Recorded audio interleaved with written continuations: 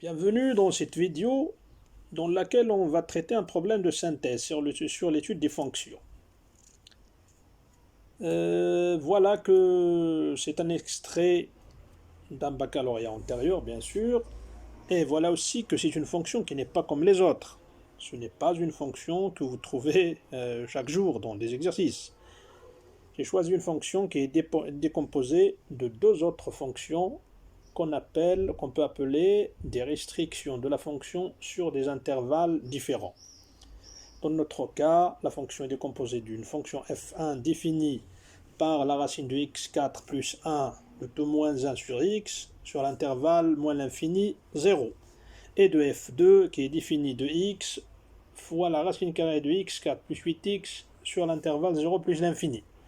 Donc, comme j'ai dit, c'est une fonction qui est décomposée en deux autres sous-fonctions, ou bien fonctions restriction de la fonction f sur des intervalles différents.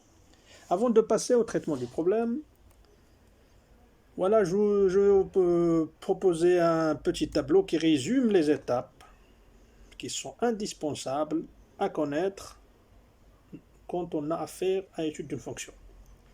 Pour ceux qui n'ont pas l'occasion de voir notre vidéo sur le plan d'étude des fonctions, c'est encore une petite occasion d'en savoir et d'en connaître le résumé. Voilà pour le résumé sur le plan d'étude de fonctions. On passe maintenant à l'exercice. On vous dit de déterminer le domaine de définition de f.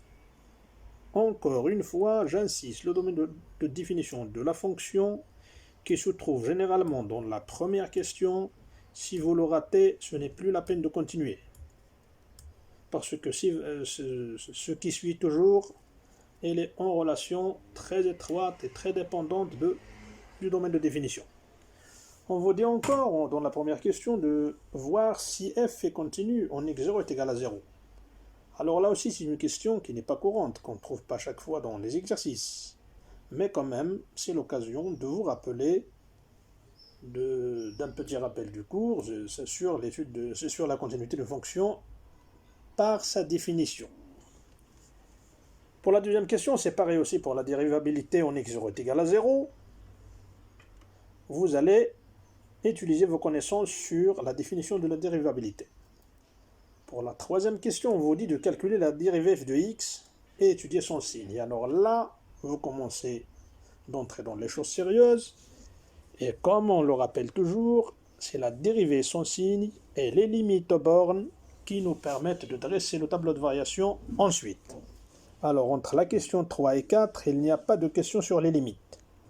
Mais, comme je dis toujours, c'est une question qu'on doit se poser soi-même. Qu'on nous le demande dans l'énoncé d'exercice ou non, on doit chercher les limites aux bornes. Très bien. La quatrième question, on vous dit d'étudier les variations de f. Sans vous poser la question sur les limites, comme j'ai dit. Donc, là, vous devez chercher les limites. Étudier les variations de f, c'est-à-dire arriver à dresser le tableau de variation de la fonction. Comme on dit, qui passe toujours par le calcul de la dérivée, son signe et le calcul des limites aux bornes. Cinquièmement, on vous dit d'étudier les branches infinies de la courbe de la fonction. Alors là encore, on ne peut pas faire ça sans le calcul de limite. Et qui dit branche infinie, c'est-à-dire les asymptotes, si l'on existe, et les branches paraboliques de direction OX, OY, ou bien de direction neutre droite quelconque.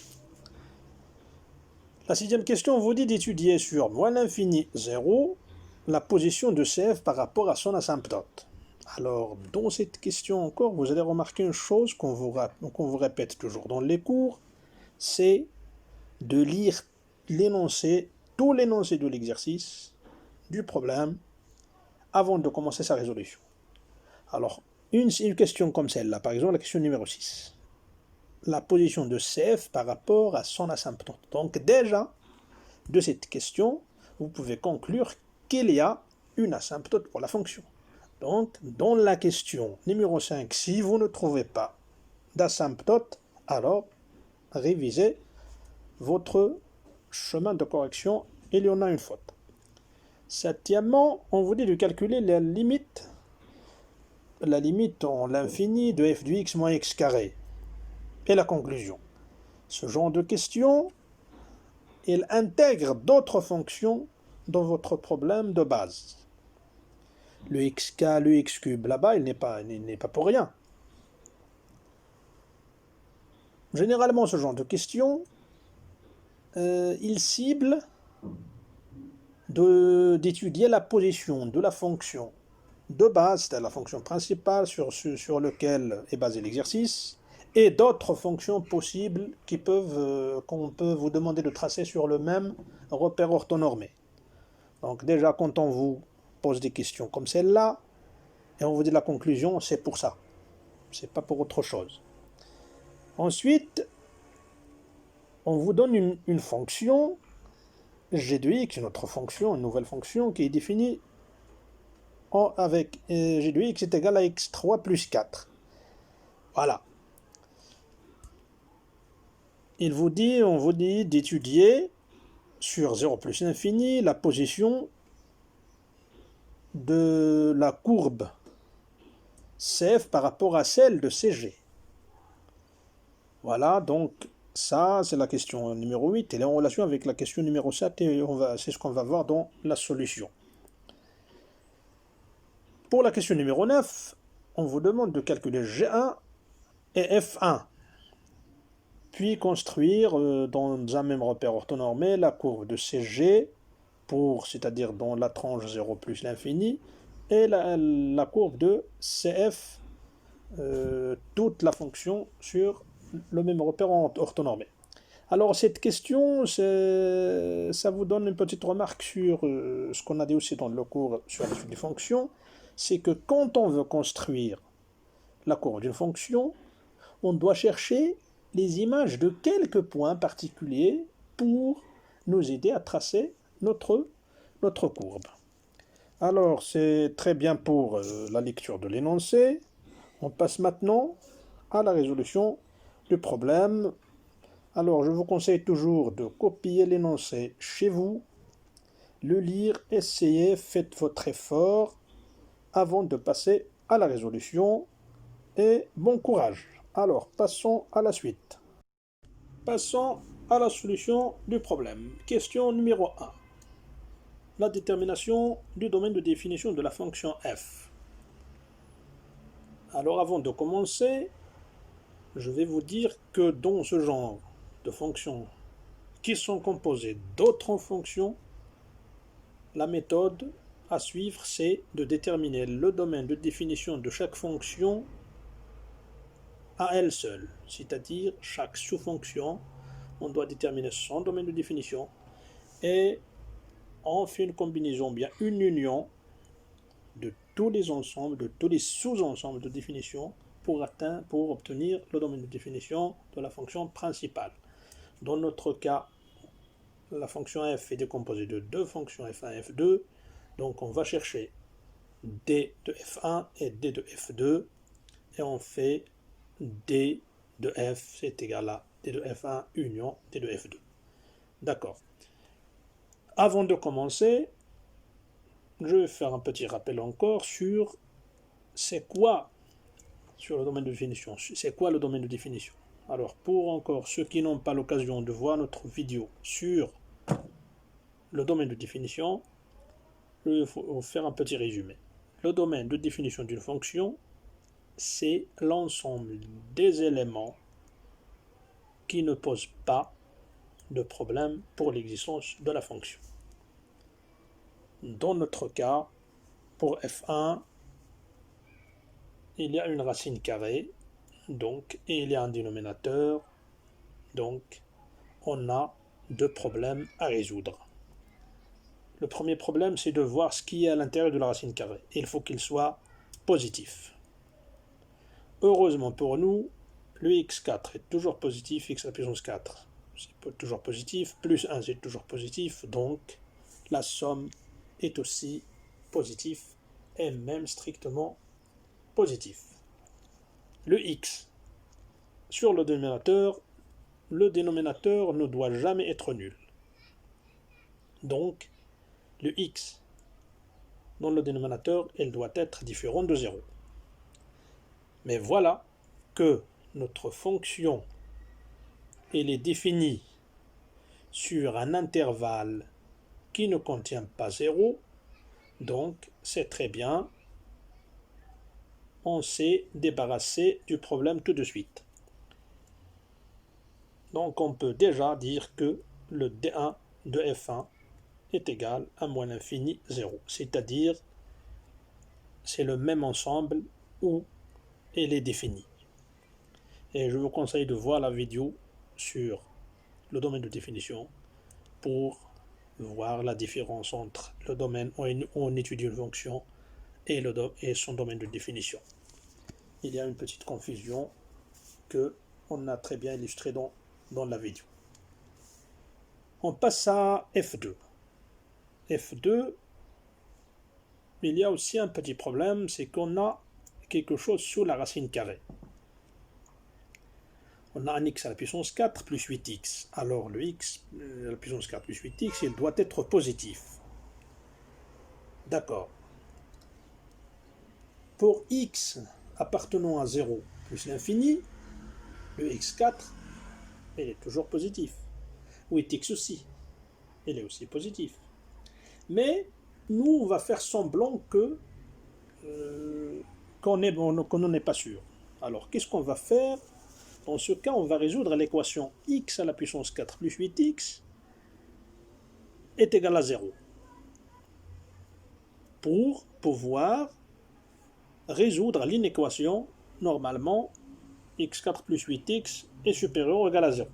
Alors, qu'est-ce qu'on fait? X à la puissance 4 plus 8x est égal à x facteur de x au cube plus 8, qui est égal encore, on va encore décomposer le x cube plus 8 en deux facteurs.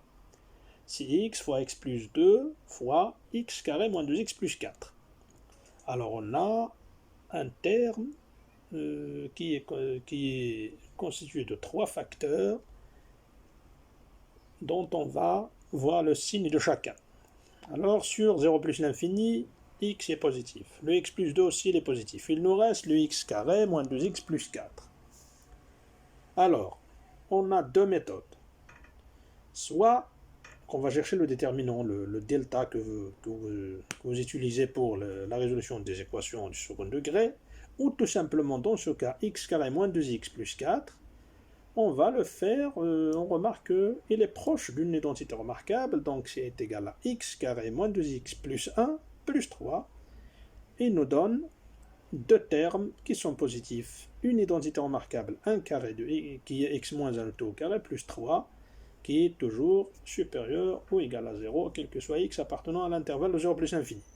Mais j'ai fait ça exprès tout simplement pour vous familiariser un peu avec des calculs comme ça et vous faire attention une autre fois quand on a un intervalle différent, alors que pour cet intervalle on aurait pu dire ça dès le début. Donc x4 plus 8x pour un élément un réel de 0 plus l'infini, c'est déjà positif, donc on n'aura pas besoin de tous ces calculs. Mais c'est très important, il faut pouvoir les faire si jamais vous aurez un autre cas différent. Alors on déduit que D2 est égal à bien l'intervalle où f2 est défini, c'est 0 plus l'infini, et cette fois le 0 il est compris dans l'intervalle. Parce que il y est déjà. Très bien, donc le domaine de définition, comme on a dit, global pour la fonction f, c'est D1 union D2 qui est égal à l'ensemble R. Voilà, donc le domaine de définition de la fonction globale, c'est l'ensemble R tout entier. Pour la suite de la question numéro 1, c'est-à-dire à propos de la continuité de la fonction f en x0 est égal à 0, on rappelle que pour montrer qu'une fonction est continue en un point, il suffit de montrer que la limite de cette fonction en ce point est égale à son image par cette même fonction. En termes de calcul, cela veut dire prouver que la limite de f de x quand x tend vers 0 est égale à f de 0. Dans notre cas, la fonction f elle est définie en 0, oui, à l'aide de sa restriction f2. Donc f de 0 est égal à f de 2, 0, qui est égal à est égal à 0. Puisque c'est f2 de 0, c'est 0 facteur de la racine carrée de 0, donc c'est 0. X facteur de la racine carrée de x à la puissance 4 plus 0, donc c'est 0. Donc à droite de 0, il n'y a pas de problème. La limite de f en 0 plus, c'est-à-dire à droite de 0, est égal à f de 0 est égal à 0. Il nous reste maintenant de trouver la limite à gauche. À gauche de 0, c'est-à-dire la limite en 0 moins. Alors, à gauche de 0, on n'a plus affaire avec la f2, on a affaire avec f1. Donc, la limite à gauche de 0, c'est la limite de f de x, c'est la limite de f1 en 0 plus. Donc, avec un petit calcul, on remarque que c'est la limite de x4 plus 1 moins 1 sur x. Un petit calcul nous donne que cette limite est égale à 0, qui est égale à f de 0. Donc, on en conclut que la fonction est aussi continue à gauche de 0. Une fonction continue à gauche d'un point, continue à droite d'un point, ce qui veut dire qu'elle est bien continue en ce point. La question numéro 2 porte sur la dérivabilité en x0 est égal à 0.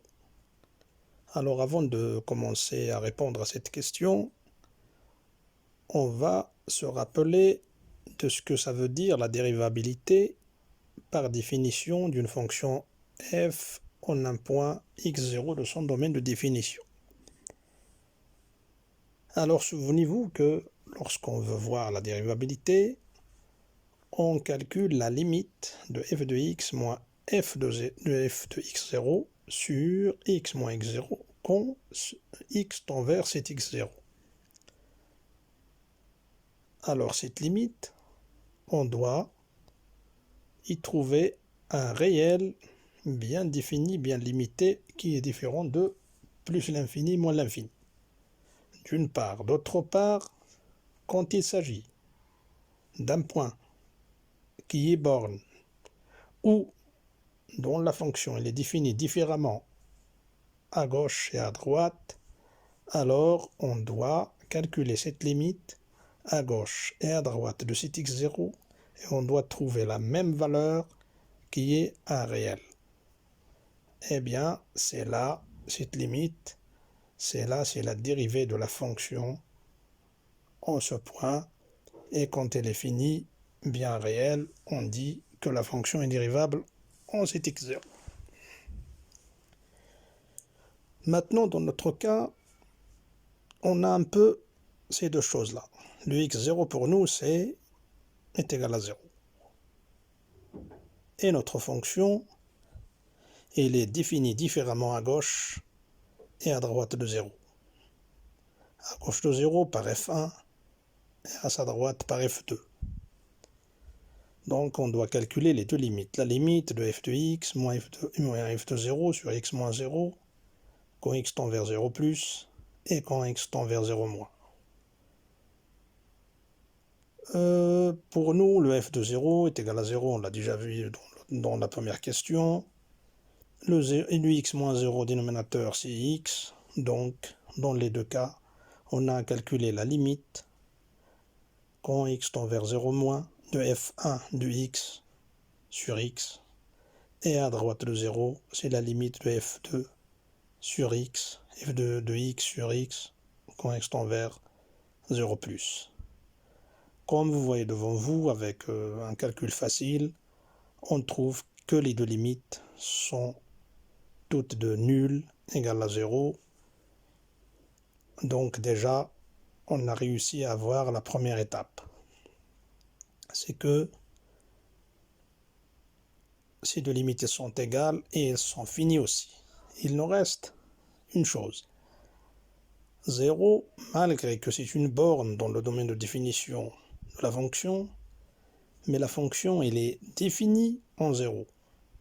Elle est définie à droite de 0, parce que vous voyez que l'intervalle 0 plus l'infini, c'est un intervalle fermé au voisinage de 0. Donc, et vous voyez qu'on a calculé que f de 0 existe et elle est égale à 0.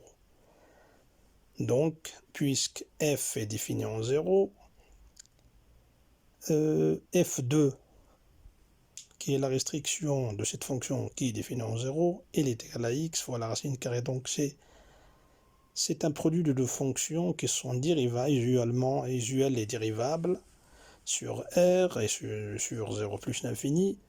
Donc automatiquement il est dérivable en 0 aussi. Puisqu'il est dérivable, donc il admet une dérivée qui est f'. On calcule, mais malgré que ça va venir dans l'autre question, mais on montre que f'2 de x est égal est bien égal à 0. Par suite, on aura rassemblé toutes les conditions qui nous prouvent que la fonction est bien dérivable en 0 et f' de 0 est bien égal à 0. Troisième question pour le calcul de la dérivée.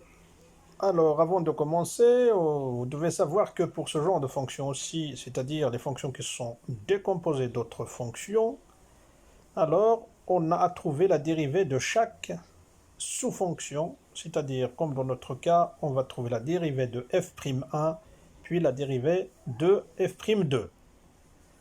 Donc jusque-là, c'est très bien. Alors, comme vous pouvez le remarquer, donc la dérivée de f'1, c'est une fonction sous forme de fraction, c'est une fonction rationnelle. Donc la dérivée de f sur g, c'est f'g moins j'f sur g carré, etc. Donc ça, c'est des notions de cours que vous devez normalement connaître. Voilà, des calculs devant vous jusqu'à ce qu'on aboutit à la valeur de f'1. Ensuite, pour f'2, c'est la même chose. Et voilà, pour le résultat, on a f, et f' plutôt, il est décomposé de f'1 et de f'2 que vous avez devant vous. Ensuite, pour le signe. Pour le signe encore, on doit chercher le signe de chaque dérivée à elle seule. Voilà, heureusement que dans notre cas, toutes les deux dérivées sont positives. Déjà pour f'2, on peut le remarquer puisque le x il est sur 0 plus infini, donc c'est très bien. Pour la fonction f'2, f'1, on voit que le numérateur c'est un carré qui multiplie une racine carrée, donc c'est quelque chose de positif. Il nous reste le signe de son numérateur. Et bien devant vous, des calculs nous montrent que très bien, c'est quelque chose de positif. Donc, on conclut que f'1 et f'2 sont positives, toutes les deux. Par suite, on peut déduire que toute la fonction globale f est bien une fonction positive. Sur la question numéro 4, on nous demande d'étudier les variations de la fonction. Alors toujours, cette question veut dire une chose, c'est que c'est dresser le tableau de variation de la fonction. Comme je le répéterai pour toujours, le tableau de variation, il dépend de deux critères très importants. Il dépend de la dérivée, son calcul, son signe et le calcul des limites aux bornes. Qu'on nous le demande ou non, c'est toujours intégré dans la question. Alors pour notre cas, la fonction, les bornes en 0, on a déjà calculé la limite de la fonction f c'est égal à 0, donc c'est pas important. Il nous reste maintenant la limite de f en moins l'infini et en plus l'infini. Alors une petite remarque à faire ici tout simplement, c'est que quand on veut calculer la limite au moins l'infini, on travaille avec f1, parce que c'est la fonction qui est définie dans l'intervalle moins l'infini 0. En plus l'infini, on utilise la fonction f2. Voilà, c'est ce qu'il y a de particulier à dire dans cette question. Avec des petits calculs, comme vous allez voir devant vous maintenant. La limite au moins l'infini, c'est moins l'infini. En plus l'infini, c'est plus l'infini. On a déjà dit que la dérivée elle est positive.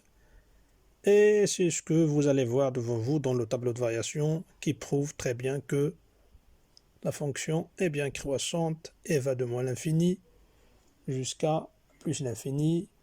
Et comme je dis toujours, le tableau de variation, c'est la première vision de la courbe de la fonction et il joue un rôle très important aussi dans le parcours de l'étude d'une fonction. Dans la question numéro 5, on vous demande d'étudier les branches infinies de la fonction. Et comme on a déjà dit au départ, c'est de trouver si la fonction a des asymptotes ou bien des branches paraboliques de directions différentes. Et puisque dans la question précédente, on a trouvé que les limites en l'infini sont infinies, donc on doit essayer de calculer les limites de f de x sur x en moins l'infini et en plus l'infini.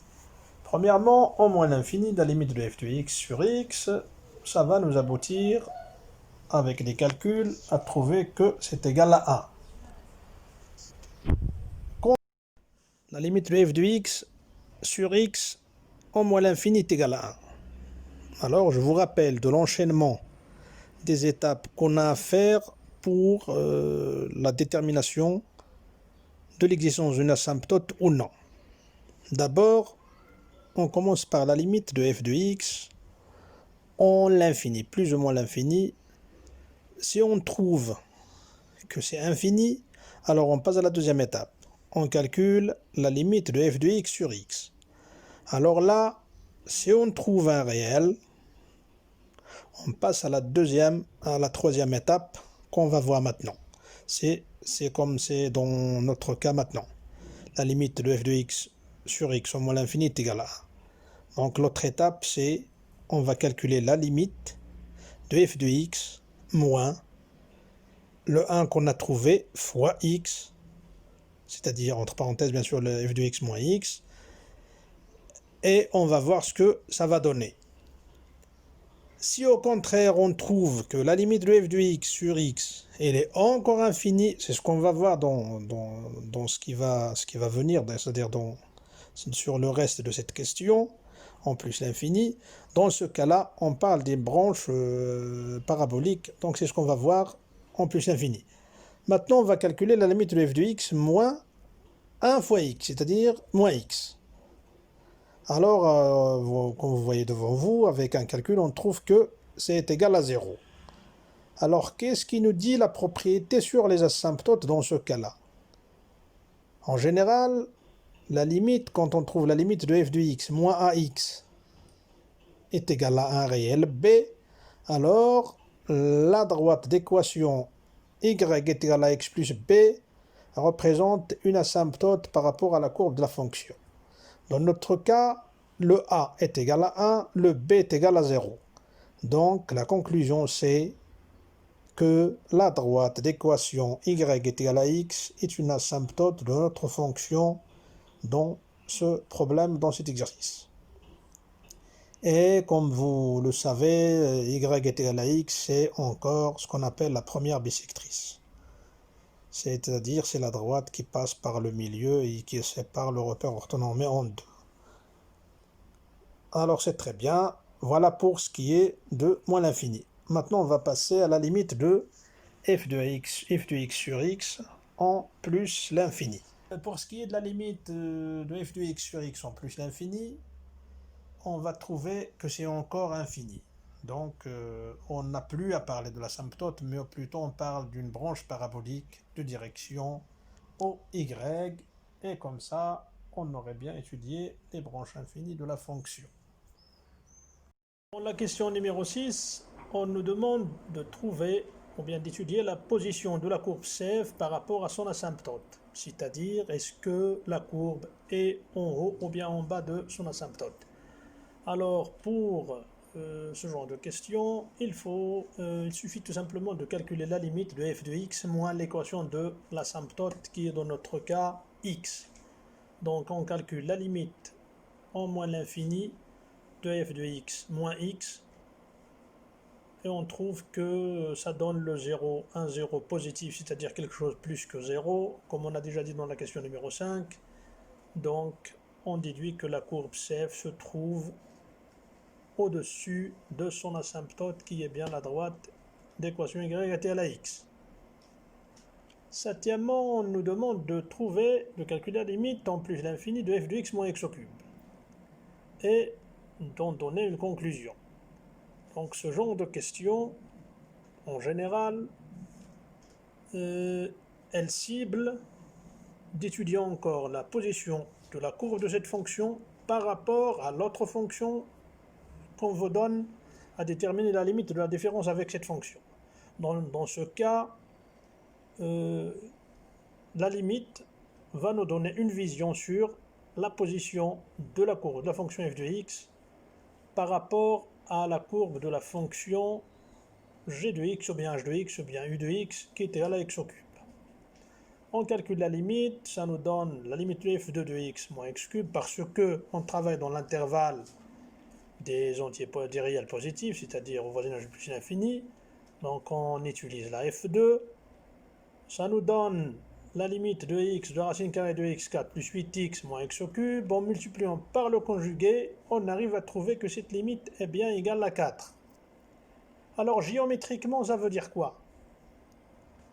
Géométriquement, c'est-à-dire la conclusion qu'on peut tirer de ce résultat. Géométriquement, cela veut dire que au voisinage de plus l'infini, la courbe CF elle est asymptote à la courbe représentative de la fonction g de x est égal à x cube plus 4. Qu'est-ce que ça veut dire asymptote à la courbe représentative? Eh bien parce que en réalité, quand on vous dit asymptote, c'est pas toujours relié à la droite tout simplement. On dit que deux courbes sont asymptotiques, c'est-à-dire l'une est asymptote par rapport à l'autre, au voisinage d'un point ou bien au voisinage de l'infini, c'est que lorsqu'on s'approche de ce voisinage, ils tendent vers se toucher mais ne se touchent jamais. Voilà la vraie définition de l'asymptote. Que ce soit une droite ou que ce soit une autre courbe par rapport à une autre. Donc souvenez-vous, quand on vous dit est-ce que cette courbe est asymptote à une autre courbe, c'est bien ça la question. C'est de montrer que la limite au voisinage d'un point ou bien de l'infini, c'est que les deux courbes, elles s'approchent l'une de l'autre mais sans jamais se couper ni se toucher. Question numéro 8. On nous dit d'étudier la position de la courbe CEF par rapport à la courbe C de G qui est définie, comme on a vu, par x cube plus 4. Alors, vous allez remarquer que cette question elle est un peu semblable, ou il apparaît, c'est la même que dans la question numéro 7, alors que non. Quand on a parlé de l'asymptotie au niveau d'un point, ou bien au voisinage d'un point, ou bien de l'infini, c'est différent quand on nous dit la position d'une courbe par rapport à une autre dans tout un intervalle. Ici, on nous dit l'intervalle 0 plus l'infini, parce qu'on nous a dit de tracer G tout simplement sur la partie positive 0 plus l'infini. Alors, quand il s'agit d'étudier la position d'une courbe par rapport à une autre dans un intervalle, ce n'est plus au voisinage d'un point, alors, dans ce cas, on n'a plus recours à la limite, mais on doit étudier le signe de leur différence, c'est-à-dire dans ce cas f de x moins g de x, ou bien le contraire, c'est pareil, c'est la même chose. Alors, on va voir ce que va nous donner f de x moins g de x dans l'intervalle 0 plus l'infini. Pourquoi encore on précise l'intervalle 0 plus l'infini? Parce que on doit voir avec laquelle des restrictions de f on va travailler. Alors dans 0 plus l'infini, on va travailler avec f de 2x. Donc f de x égale à f de 2x moins g de x, qui est égal à x fois la racine carrée de x4 plus 8x moins x cube plus 4 entre parenthèses. Alors encore on multiplie par le conjugué de tout le facteur, c'est-à-dire y compris le x cube plus 4, et on trouve avec un petit calcul que vous allez vérifier, on trouve 1 moins 16 sur x fois la racine carrée de x4 plus 8x plus x cube plus 4. Alors le tout, toute cette fraction, elle est inférieure à 0, pourquoi? Parce que le x, elle est positif, le x cube, elle est positif, la racine carrée, c'est positif, le 4 positif, donc il nous reste le signe du numérateur qui est bien moins 16.